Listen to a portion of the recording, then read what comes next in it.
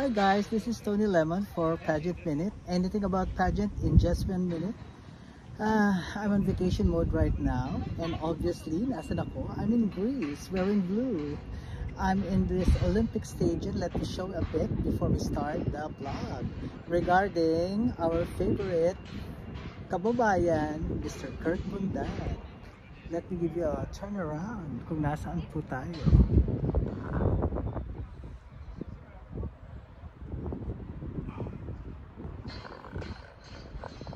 This is the Olympic Stadium. It's all in marble. Grabe. Mura ang marble. Nagmumura ang marble dito sa Greece. So I'll be here for about 1 week. I'm going to be on the cruise by Friday. So right now I'm just doing land tours, bus tours.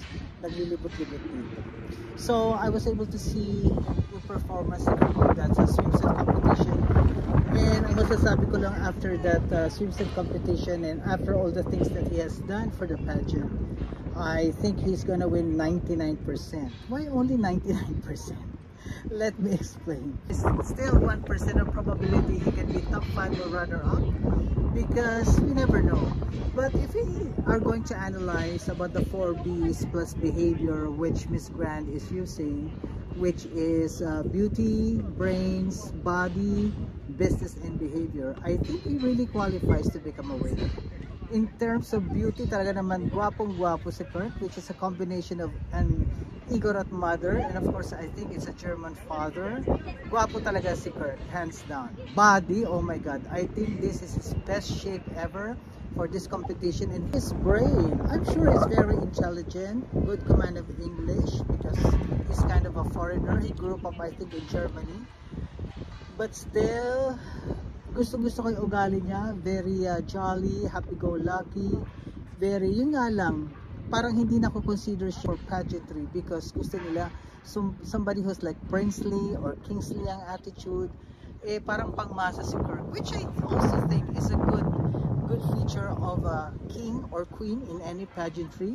Hindi siya snob, very happy, always optimistic, and very playful sa mga fans, lalo na napakalandi. And I love him for that. Kaya nga lang, because of that, marami ang hindi nagko-consider sa kanya as a pageant king. So I hope that both those traits can be, you know, recognized by some of the judges na it's nice to be a real person. And for business, wala na tayong problema for business, you know.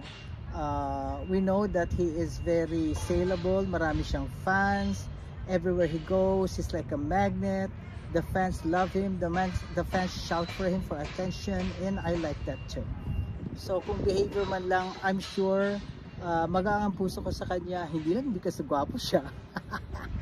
Kasi talaga nafe-feel ko mabait talaga siya as a person. I think very sincere.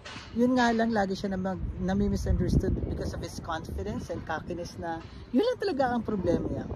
As I always say, and forever I always say, kung pwede lang sanang umarte just for the pageant itself si Kirk Bundan na, you know, maging James Bond just for the pageant. I think that will solve the problem and will get the 1% that I am hoping for.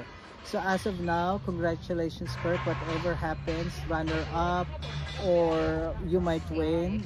So congratulations to you. The 1% we're looking for maybe is just to be behaved just for the pageant. Yun lang naman ang kailangan siguro.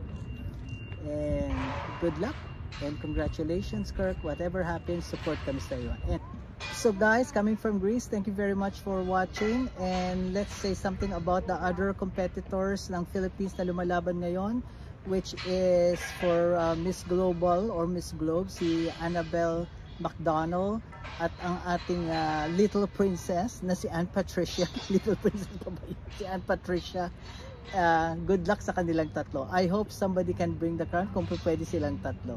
Thank you guys and welcome to Greece!